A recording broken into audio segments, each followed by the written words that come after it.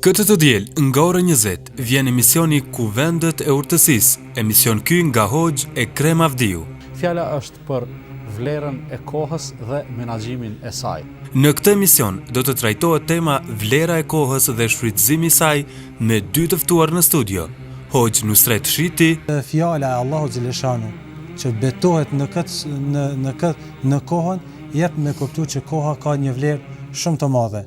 Gjithashtu kemi edhe citatet nga hadithet, nga fjalët e pejgamberit alayhis salam, dhe Hoxh Agron Terziçi. Nëse dëshiron me ditë vlerën e një sekondi, thotë pyet atë i cili për një sekond ka shpëtuar, domthon e ka pa vdekjen në farmyre para syve dhe për një sekond ka reagu edhe ka dashur Allah ka shpëtuar.